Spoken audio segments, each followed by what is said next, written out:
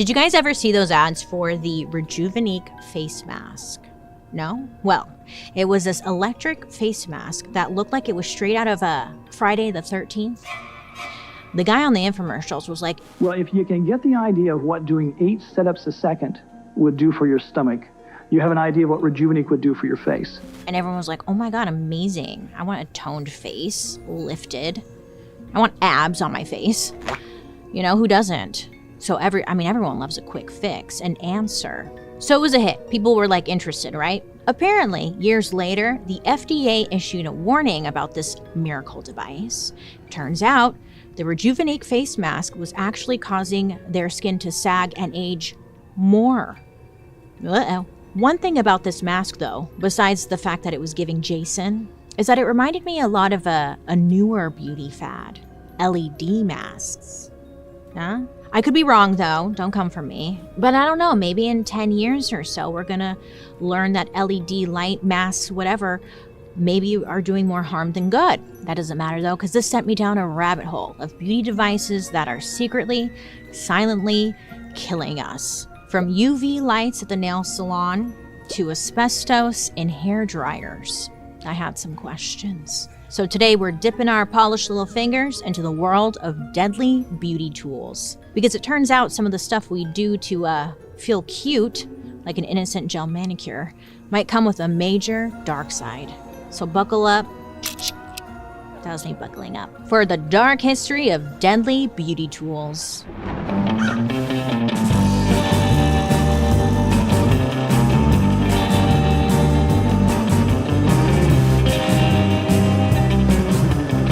Hi friends, I hope you're having a wonderful day today. My name is Bailey Sarian and I like to welcome you to my podcast, Dark History. Here we believe history does not have to be boring. It might be tragic, sometimes it's happy, but either way, it's our dark history. Before we get into it, don't forget to like and subscribe because I'm always posting new content. And let me know what you think down in the comment section because I love hearing from you. And at the end, I read comments. Did you know that? Well, now you do. Now, let's get into it. So let me tell you about a woman named Carolina Jasko. Now, Miss Carolina, she had it all. She was a Miss USA contestant. She had gorgeous hands. Yeah, and like many of us, she loved a good gel manicure. Who doesn't love a gel manicure? It doesn't chip for weeks. It looks polished and shiny for weeks. It's great. But then, Carolina, she noticed something strange. There was this thin black line that was running vertically under her thumbnail. Yeah, at first she didn't think much of it because, I don't know, she had a gel manicure to like cover that up, you know, just hide it, whatever. Then she thought it must be maybe like some kind of infection, maybe from dirty tools used at the nail salon. So she decided to go to the doctor and get it checked out. So she went in and she showed the doctor and they ran some tests. Bleep, blop, bloop. And then the doctor came back and told her the worst. You have melanoma. What? Now, in case you aren't familiar with melanoma, melanoma means black tumor, and it is like the most dangerous type of skin cancer there is. It grows quickly, and it has the ability to spread to any organ. Obviously, Carolina was freaked out, and she said, quote, he, the doctor, told me I need to stop getting my nails done because the UV rays were what could have caused the melanoma to come out in that area. End quote. That's right. The UV rays from the manicure may have caused the melanoma. Now, melanoma usually like runs in your family. So like Carolina's mom, she had been diagnosed with melanoma years before and recovered. So her family was always extra cautious about, you know, their skin, sunscreen, and noticing any unusual spots. Carolina said, quote, my mom had melanoma twice and she didn't know that it was under your nails, you know? Someone who was so well known and well educated on melanoma. It's crazy. So how do you expect just a random person off the street to know? End quote. So Carolina had to have 3 surgeries in total to remove it. And she ended up losing her thumbnail multiple times. To cover the area where the nail used to be, her doctors used a skin graft from her groin area. I used to get gel manicures all the time. So I had to know how exactly this happened to Carolina. Like, what is the science at play here? Do you ever put on a cute outfit and you look in the mirror and you're like, oh my God, yes, I crushed it. But when you take one step outside, you realize that, your bra is poking out over your shirt and it's very lumpy looking. You get in that weird little situation of the boobage, and then your underwear is just like riding up your butt. No, just me? Okay, well, listen. Nothing kills confidence faster than a bad bra and panty situation. But don't worry. I found the solution, and it's Skims. Skims makes bras and underwear that actually feel as good as they look. And I'm not talking about like, oh, this is comfortable for a bra. I'm talking soft, smooth, molds to your body, doesn't dig in, doesn't budge kind of comfortable. My personal obsession is the Fits Everybody Scoop Bralette paired with the Fits Everybody Thong. The bralette gives me like actual support, not that kind of sad uniboob situation, but it's still soft enough to actually like sleep in. Before Skims, I felt like I would just spend all day kind of yanking straps and readjusting, but now I put on, Skims in the morning and I really just don't think about it again until I take it off, which is exactly how it should be. If you're tired of your bra and underwear ruining your outfit, do yourself a favor. Get Skims and let your underwear be the thing you don't have to think about. Shop my favorite bras and underwear at skims.com. After you place your order, be sure to let them know I sent you. Yeah, select podcast in the survey and be sure to select my show in the drop-down menu that follows.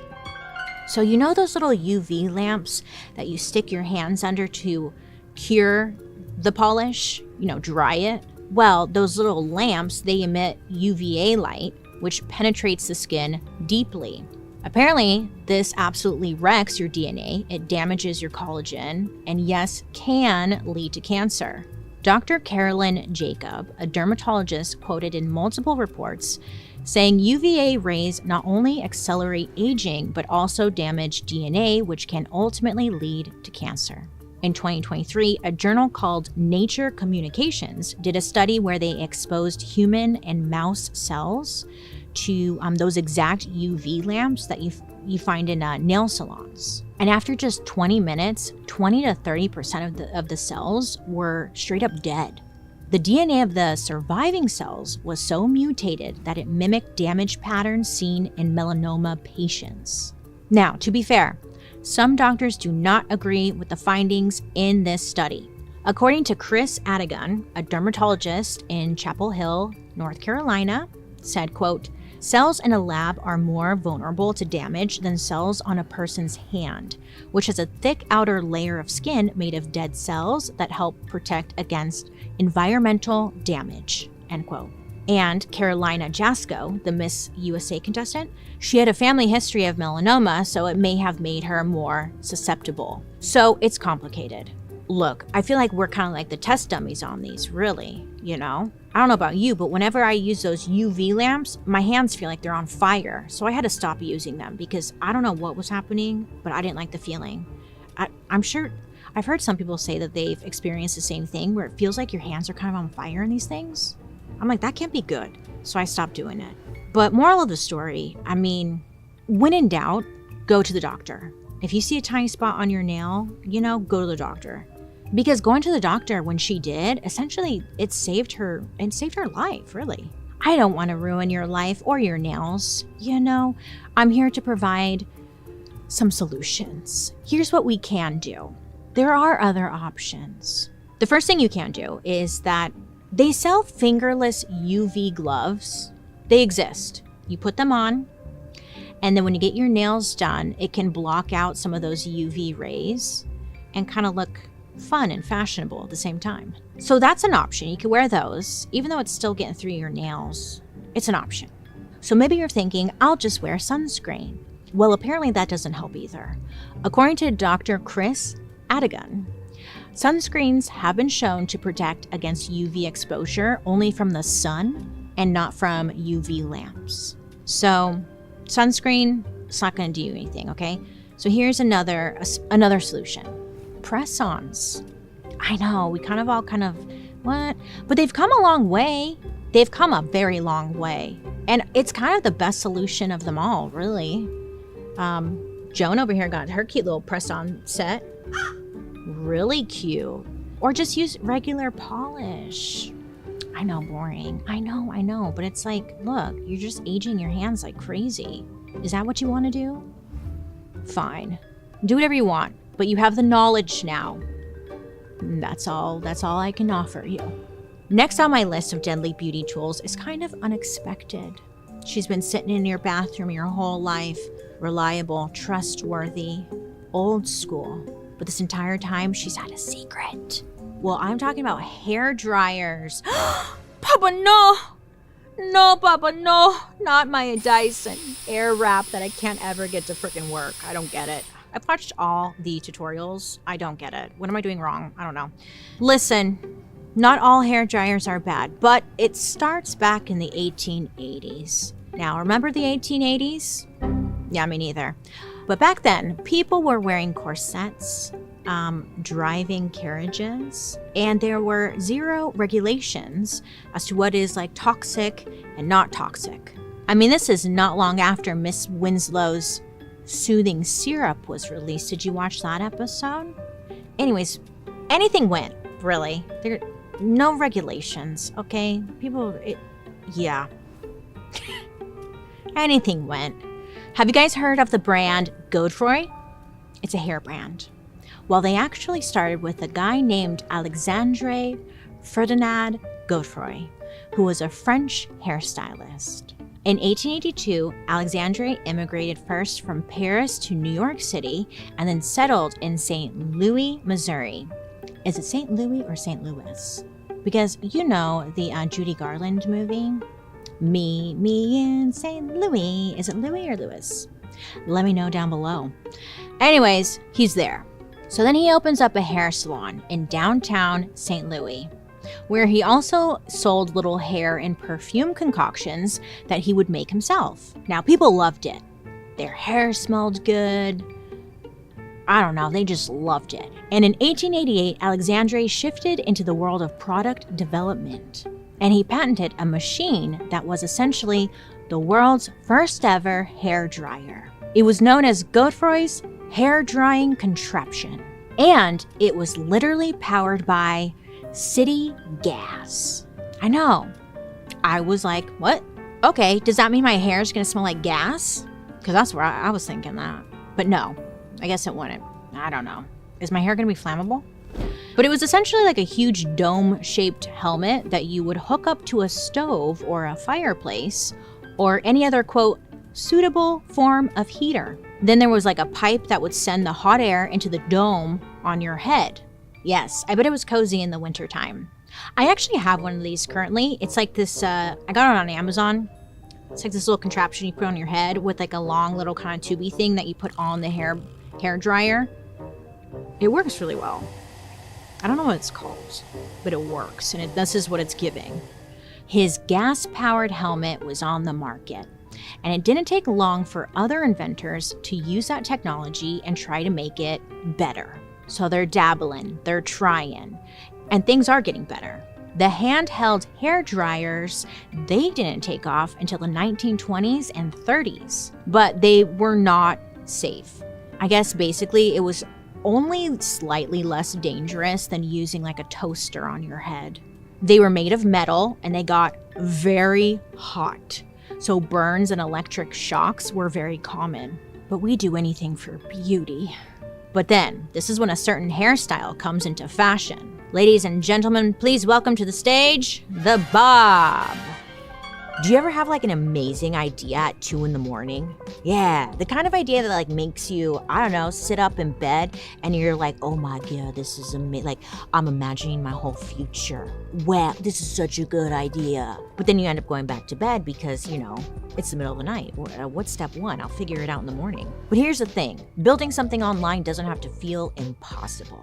Thanks to Squarespace. Squarespace is an all-in-one website platform designed to help you stand out and succeed online. So whether you're starting from scratch or turning a side hustle into like a full-blown business, they give you everything you need all in one place. My favorite features are their cutting-edge design tools. With Blueprint AI, you answer a few questions about your industry, goals, style, and boom, you've got a fully custom website in minutes. And their tools for offering services lets you showcase like what you do. You know, let people book right on your site, send invoices, get paid online, even run email campaigns without leaving the platform. It's like having your own full-time digital assistant who also happens to be a design genius. So take that genius idea you had at 2 a.m. and give it a chance with Squarespace. Head to squarespace.com/darkhistory for a free trial, and when you're ready to launch, use offer code DARKHISTORY to save 10% off your first purchase of a website or domain. So it's the 1930s. Housewives were at home being housewives, managing the home, you know? But they were enjoying all the new appliances that were being sold door to door, including one of the hottest products on the market, the hairdryer. And yeah, I mean, it would electrocute them from time to time, and sometimes it would burn them, but it was the price to pay for the perfect, sleek bob, because the bob was having a major moment. Honestly, when you think about it, the bob is having a moment now too, right? You've seen the bob. I've seen the bob. And he was like, is that a recession indicator? I mean, I'm not an economist, but if the last time the bob was having a major moment was in the Great Depression, I wonder, maybe.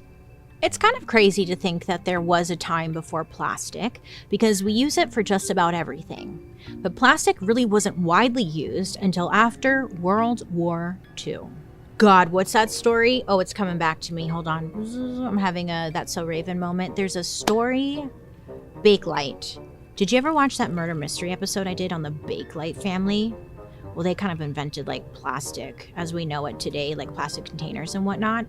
I did a whole murder mystery episode about it, and like the family was scandalous. The mom was like sleeping with the cousin, or was it her son-in-law, her stepson?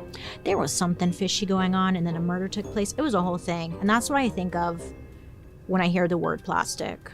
Okay, off topic. Now I'm gonna get back on topic. So plastic. Everyone got really excited to start making hair dryers out of plastic instead of metal, but plastic comes with its own problem. I mean, it melts under heat, unless you add insulation. Insulation, what's that? So what were people using for insulation? Paul, Joan, any guesses?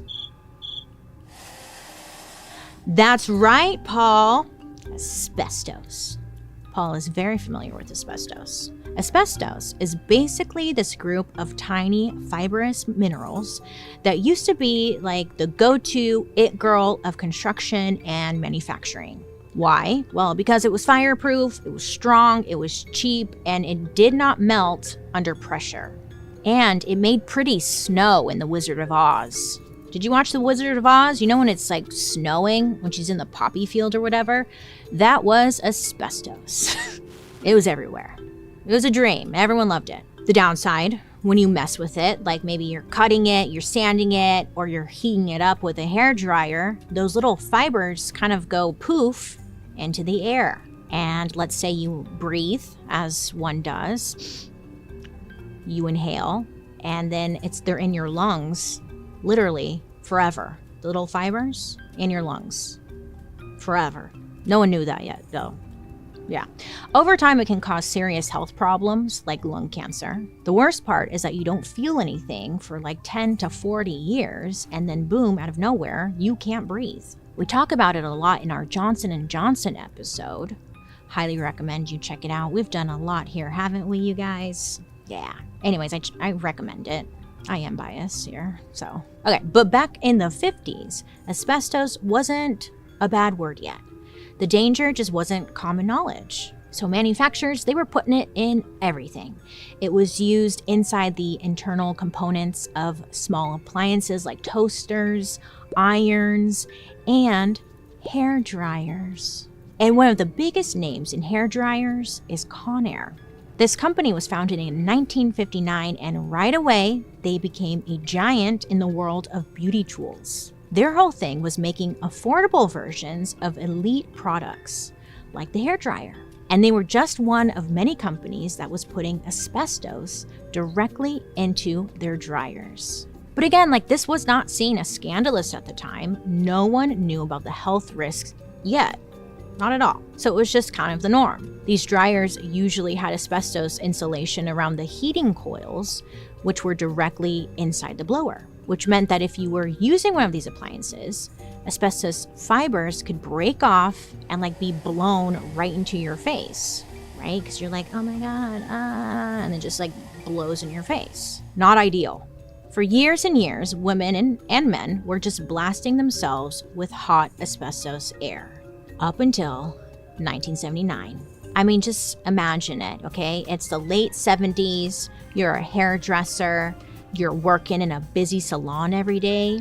Your trusty hairdryer basically lives in one of your hands at all times. But what you don't know is that this seemingly innocent blow dryer, that has been running full blast inches from your face every single day, is giving you a rare form of cancer. Now, this is exactly what happened to a real 49-year-old woman. We don't know her name, so we'll call her Jane. Jane worked as a hairdresser in New York from 1976 to 1992, and she was using her blow dryer on clients every single day. So she'd hold it like 1 to 2 feet from her face, close enough to feel her bangs whip back in the breeze. So when Jane got diagnosed with peritoneal mesothelioma, she was confused. One, because very rare. Okay, this is a very rare form of cancer. She's like, what the fuck? And it is directly caused by asbestos exposure. So Jane's thinking to herself, like, what? At this point, it's like asbestos made sense if you worked in construction. And she's like, I don't work in construction. I'm doing hair. Like, it makes no sense. And this caught the attention of 2 researchers. So Dr. James Dahlgren and Patrick Talbot had discovered that from 1976 to 1982, every hairdryer that Jane had used was made by brands like Conair, GE, and Gillette. And all of these dryer models contained asbestos. Dr. James and Dr. Patrick decided to publish her case because they started to realize that, Jane she most likely was not the only one dealing with this. There was a registry in northern Italy that found 30 cases of mesothelioma in former hairdressers between the year 2000 and 2009. So it wasn't just a New York problem either, it was a global issue. I mean, these blow dryers were everywhere, lurking everywhere this whole time, in hotels, in homes, in your mom's bathroom drawer, and all of them potentially spewing out cancer-causing asbestos fibers. And it was all about to come out in the open. One is right behind me. In 1979, a Washington, D.C. news station called WRC Channel 4 teamed up with the Environmental Defense Fund. Their goal was pretty simple. Just to figure out what the hell is going on with hair dryers. Together, they discovered that millions of blow dryers were emitting dangerous levels of asbestos. And they were like, excuse me? Like, was anyone gonna tell us to not use these asbestos blowers? Was anyone even just gonna tell us? Yeah, actually, someone was supposed to be telling us. Yeah.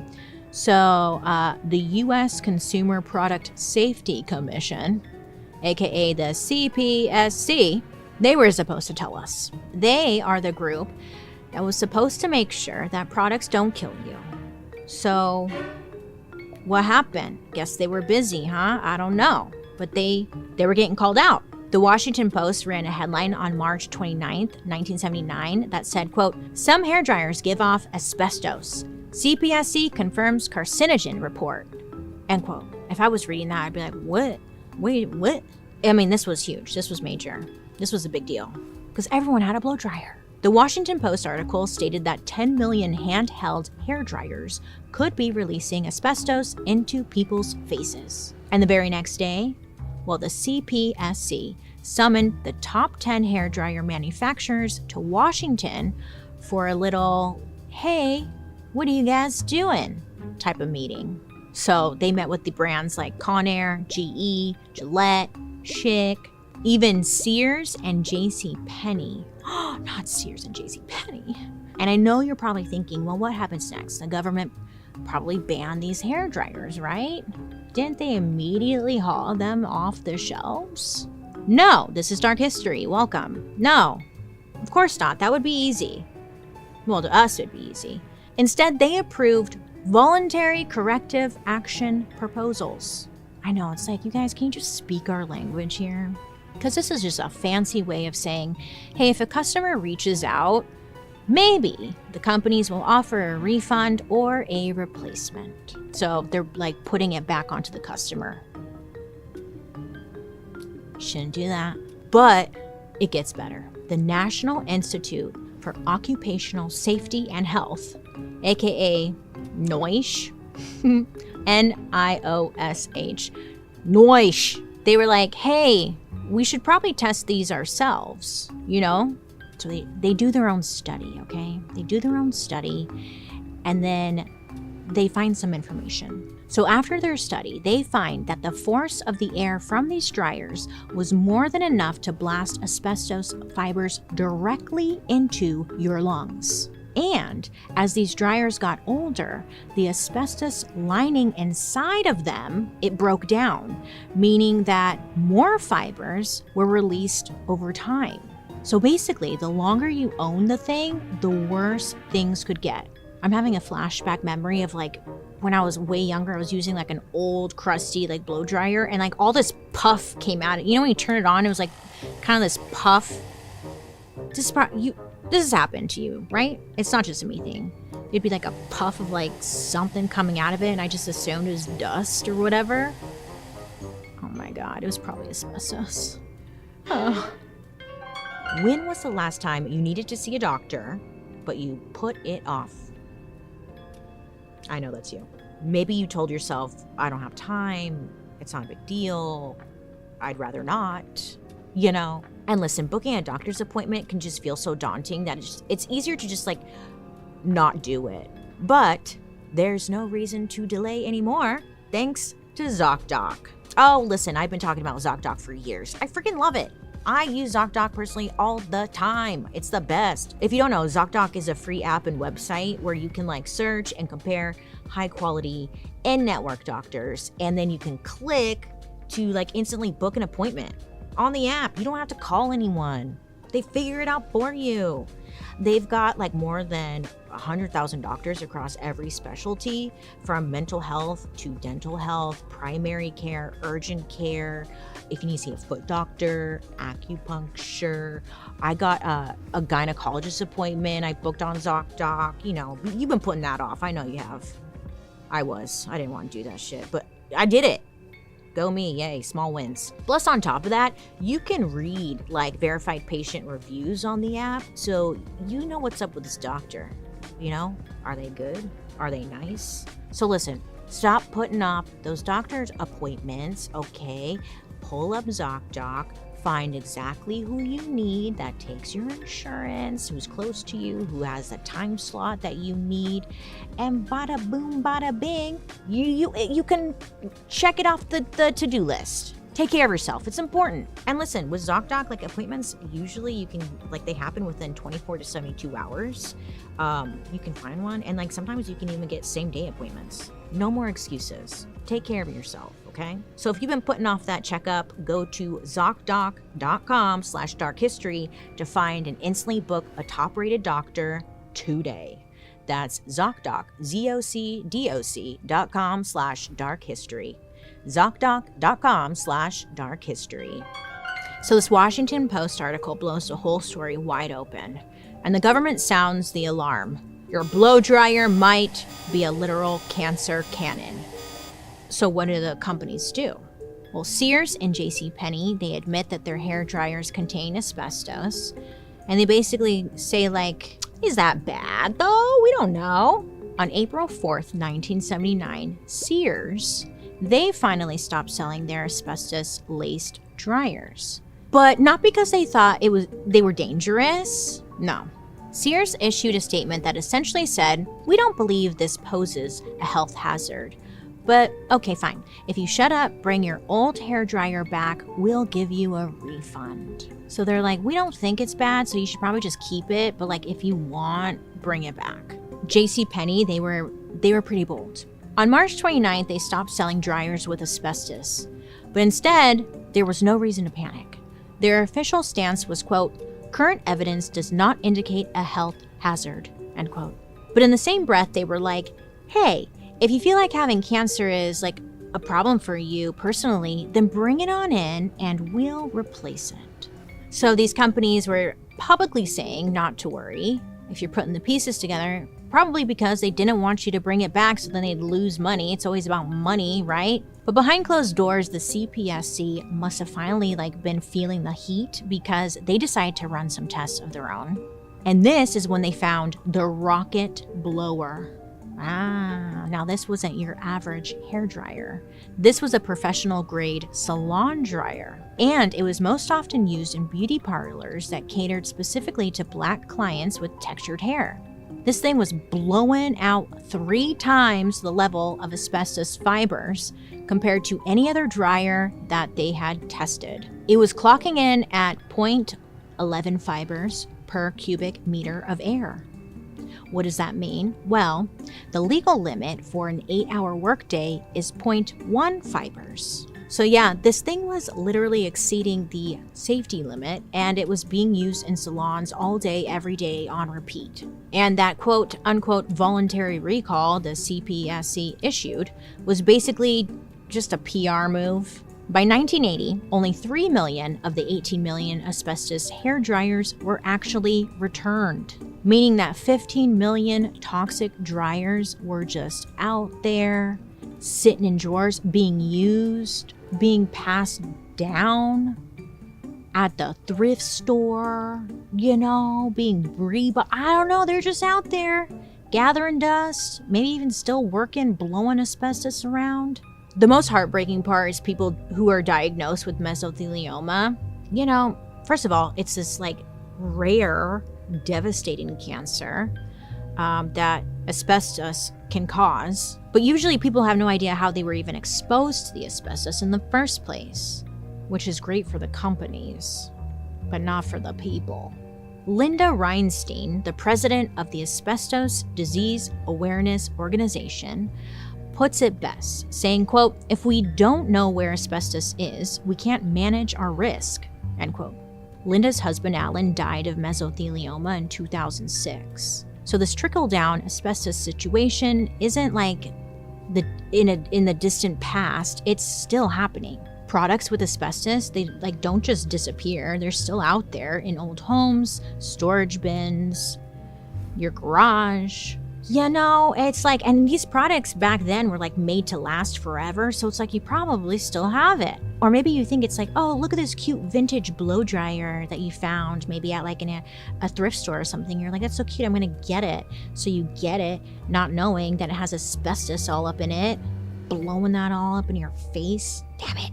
So listen, this is your sign to get rid of your old blow dryer, okay? And I feel do you remember those mesothelioma commercials that you'd see all the time growing up? I feel those commercials make a lot more sense now because it was it wasn't just for construction workers. It was for a lot of people. Ugh, I feel so bad for the hairstylists. Jeez Louise. Get rid of your blow dryer. Don't buy the Dyson one. It's overpriced, okay? But just get a new one. So going back to UV lights, manicures giving you cancer potentially. I know you've been waiting for this one. Tanning beds. Dun, dun, dun. I feel we all used to know that tanning beds were bad, but lately I feel tanning beds are having a renaissance.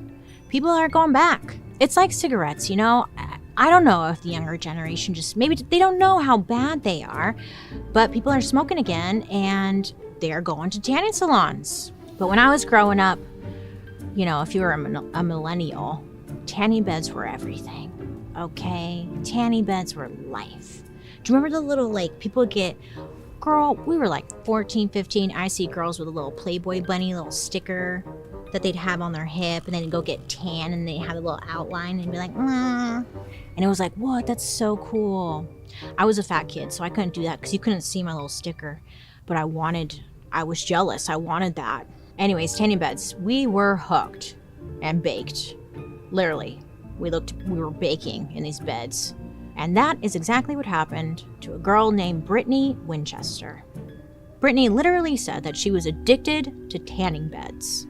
She tanned every day of high school. Even there was a time where she had like a cast and crutches, but she would still tan, didn't matter. She took no days off. She tanned through sports injuries. She tanned on the lake. She tanned at the pool. She tanned before pageant competitions. She was carefree, gorgeous, and tan. Brittany told Cosmopolitan in 2017, quote, "As a young teenager, looks are so important. It's a time when, I think, you're most concerned about what people think about you and how you appear on the outside. I even sprained my ankle really bad in volleyball at one point and had a walking cast and crutches, and I still went tanning every day. I was literally a tanning bed addict," end quote. So fast forward to Brittany's first year of college. She goes in for her annual skin exam, where the doctor looks at your moles and freckles and all that. So her doctor spots a few suspicious looking moles. They take biopsies and, it's no big deal. She's been through this before. Except this time, they come back positive. Brittany had 3 basal cell carcinoma, 1 on her back, 2 on her stomach. These are bad. These are cancer. To treat them, the doctors did what's called an excision, aka cutting the cancer out, okay? They did that to me here. You want to see? Look, I had one right here. I had it covered by a tattoo. Can you see it? No, you can't. But they had to go in and dig this out because it was cancerous. It was fierce. Anyways, according to Brittany, quote, "They remove all the layers of the skin. They cut down to the muscle and remove everything above it. Basically, you have no skin whatsoever left in that area. It's literally a chunk," end quote. After multiple surgeries and a terrifying diagnosis at just 25 years old, Brittany went back to competing in pageants, but without the tan. This time she had a platform she really cared about, spreading skin cancer awareness. She competed for Miss Indiana USA, and she won. Wow. And today, Brittany has completely sworn off tanning beds. She said, quote, "Since that day in 2015 when I got told I had skin cancer, I've never been back to tanning beds. If anyone ever sees me in public and I look brown or bronze, it's spray tan or self-tanner," end quote. Now, you can't talk about tanning bed horror without mentioning the legend herself, Tan Mom. Do you remember Tan Mom? So there's this myth that shopping is supposed to be fun. I know, but in reality, it's not fun. You bring items to the dressing room. It's small, it's cramped, bad lighting. Nothing fits. And then you go online, and it isn't much better. You order 5 versions of the same pants, just in case, and then you have to return them all. It's just not fun. After that, you still have nothing to wear, okay? And that's why I love Stitch Fix. They take all that hassle and stress right off your plate. Now, here's how it works. You take a quick style quiz. So you give them your size, your style, your budget, and then Stitch Fix, they match you with a human stylist who actually gets your aesthetic. Then you get a personalized Fix box delivered right to your door. Oh yes, it's full of pieces packed just for you. So listen, you get them, you try them on at home in your own mirror and with your own clothes and stuff. You can keep what you love and then send back what you don't. Shipping and returns, they're always free, and there is no subscription required. Love that. Plus, your first fix comes with a free try-on, so you can test the waters without, committing. I've wasted a lot of time and money, honestly, panic shopping for something to wear before a big event, and then half of the time, it doesn't work out. Now, my Stitch Fix stylist sends me pieces that actually fit and feel like me, and I get, compliments without even trying that hard, which is great. No more dressing room drama, no more online shopping, endless scrolling, just clothes that you will love delivered straight to your door. Get started today at stitchfix.com/darkhistory to get $20 off your first order, and they'll waive your styling fee. That's stitchfix.com/darkhistory. Now, it all started in April of 2012 in a suburb called Nutley, New Jersey. I know, Nutley sounds like a cute little cartoon squirrel colony, but it's a real place. So a 5-year-old girl walks into her kindergarten class with what school officials would describe as a, quote, pretty severe sunburn, end quote. And this poor little girl is in pain. Now, this immediately raises red flags. The school actually decides to go ahead and call the authorities. I mean, that's how bad this sunburn was. At first, people were thinking that she may have forgotten to put on sunscreen. You know, I mean, that happens. But then after talking to the little girl, things take a turn. She reportedly told the nurse, quote, I went tanning with mommy, end quote. Now, mommy, who was mommy? Her name is Patricia Krenzel. So Patricia, just to paint a picture for you, she had a Jersey accent, a bejeweled trucker hat, and skin the color of a crispy Thanksgiving turkey. Very dehydrated, very thirsty, crispy. I think crispy is the best way, yeah. She was so dark from years of excessive tanning that people genuinely questioned if it was like a medical condition or like a really bad spray tan, like a bad one. But I guess it was from consistent UV tanning every single week. So Patricia is contacted about her daughter, you know, what's going on here, whatever. And Patricia denies everything. She tells him that her daughter got a sunburn from, you know, outside. She was playing outside. It was a warm April day. Tan Mom told TMZ, we went shopping. That's what we do. And when asked if she thought it was like a witch hunt, she literally said, quote, yes, because someone's jealous. They're fat and ugly. That's why, end quote. Okay. All right. But the police, they weren't buying it. They charged her with child endangerment for allegedly sneaking her underage daughter into a tanning booth, which, by the way, is illegal in New Jersey for anyone under 14. Now, Tan Mom, she doubled down. She said, quote, I would never put my daughter in a tanning booth. I'm a great mom, end quote. I don't know. When you see a picture of her, it's like, I bet you did put your daughter in a tanning booth. I don't know. It's hard to deny. So as the story blew up, tanning salons across New York, New Jersey, and Connecticut were like, absolutely not, okay? And they banned Tan Mom from their salons. Patricia, Tan Mom, she got banned from over like 63 tanning salons in the tri-state area. Some even put up a wanted poster behind the counter with her picture on it. It was serious. Apparently, this was necessary because she had a reputation for being relentless and a little aggressive when it came to getting her tan on. Some salons claimed that she would actually bring her daughter in regularly, while others said that the daughter never stepped inside. The owner of City Tropic Salon, where the incident allegedly took place, claimed that the girl was outside the entire time with her dad and brother. So it's hard to say who's telling the truth here. At the end of the day, I think these companies are also trying to protect their ass because they can get in trouble. So they're like, no, she wasn't in here. But we don't know who's telling the truth. The whole thing turned into a media circus. I mean, Patricia went viral. She was everywhere. Talk shows, memes, SNL. Yeah, Kristen Wiig played her with like orange body paint. Everyone was kind of making fun of her, poor lady. I mean, she looked insane. So, you know, in the midst of all the chaos, In Touch Weekly swooped in with an idea.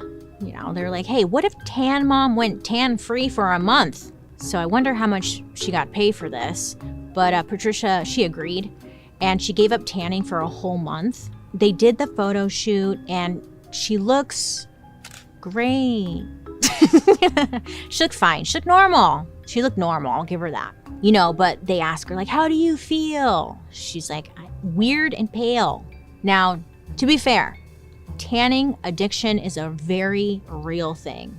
It's called tanorexia, which sounds kind of silly and fake, but it's a real thing. Studies have shown that UV exposure can release endorphins, aka feel-good chemicals in the brain. And for some people, that can turn into a full-blown addiction. It's like a runner's high, but for your skin. And if you've ever tanned in a tanning booth, you know exactly what it is. Afterwards, you feel really good. I don't know what that is, but you kind of stink. You smell crispy. Anyways, so what did we take away from the story of Tan Mom? I mean, yes, on the surface, it's funny, but underneath all of that, it's like kind of sad. It's about like a woman who clearly needs help. And also the fact that a literal 5-year-old may have ended up baking in a tanning bed. The International Agency for Research on Cancer has classified indoor tanning devices as carcinogenic, and they found evidence that using a tanning bed before the age of 30 leads to a 75% increase in melanoma risk. And math, kind of hard, but 75%? That's a crazy bump in your odds, okay? Listen, I didn't even mention though, but going on in tanning beds, it freaking ages you like crazy. Is that what you want? You want to age at a crazy fast rate? I don't think you do. And according to the American Academy of Dermatology, a single blistering sunburn can nearly double one's lifetime risk of melanoma. Again, the most deadly form of skin cancer.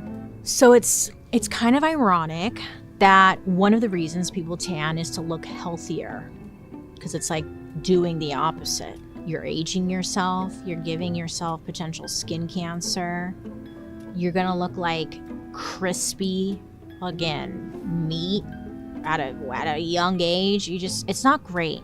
One time I met this lady, she lived down the street from me, and she had a tanning bed in her garage, and I thought, whoa, you're rich. But I was like, what? She would tan like 3 times a day because she didn't like the limitations that tanning salons had put on her. She had limitations. And she looked rough. I wonder where she is today. So, what have we learned today, friends? Everything is bad. I know. We've always gone to really crazy lengths for beauty, intentionally and unintentionally. And look, at the end of the day, I think it's safe to say, we're just trying to be cute. Why are they trying to kill us? You know? And it's like, why is no one looking out to make sure that these things are safe? It's like they put it out there, and then years later we hear, hey, this thing is actually killing you. And it's like, well, I've been using it for 20 years. So, great. You know? Jesus. Whether it's blasting asbestos onto our head, microwaving ourselves in tanning beds, or literally being banned from like 60 tanning salons, like our girl Tan Mom, it turns out we all been just a little too willing to risk our health for our looks. And for what? A glisten, a shimmer? You look tan, oh my god, I love your like little Playboy like sticker on your hip, that's crazy. Your nails, oh my god, they're so great. Yeah, we do want that, okay? Is that too much to ask? But safely. The good news is that we've evolved a little. Look, we have spray tans now. I'm sure I'll tell you in a couple years that the spray tan you're inhaling is probably killing you, but we got that. And you won't smell like burnt crayons afterwards. And sunscreens. We have sunscreens that don't make you look like Casper. And we even have hair dryers that won't give you mesothelioma. So that's great. Progress. The beauty industry may have its questionable moments, but at least now, hopefully you're asking more questions like, is this safe? Will this kill me in 40 years? Instead of, will I look cute at the club? Or maybe you don't care. So, take care of yourselves, okay? Wear sunscreen. Get your skin checked, okay? And remember, true beauty doesn't come from a tanning bed or a UV nail dryer or the volume of your hair. Are you sure though, Bailey? Yeah, it comes from your winning personality. That's where it comes from. It comes from being subscribed to Dark History. It's also where it comes from. I know these are all things I love too, so if you have knowledge about it and you know it's bad, you can find other ways to still get these things, That's really what I want you guys to do. There's other ways to do these things without harming yourselves. Spray tans, regular nail polish, press on nails. What was the other thing we talked about? UV, tan, and blow dryers. I don't have asbestos in it anymore. So that's great. Next time on Dark History, do you guys remember those Conjuring movies? Yeah, I guess they're coming out with a new one this fall, and it's all about these paranormal investigators, Ed and Lorraine Warren. Allegedly, it's based on their real life. So you know me, I pulled out my phone and I did a little innocent Google search about them. It turns out there is so much more to Ed and Lorraine Warren that I could have imagined. Some people believed they were the real deal and had a rare gift to get rid of evil spirits. Others believed they were master manipulators who were just really good at marketing themselves. Either way, the stories behind some of their biggest cases shocked even me. I'm talking about Annabelle, Amityville Horror, and the Enfield Poltergeist. Listen, I can't wait to find out what you guys think.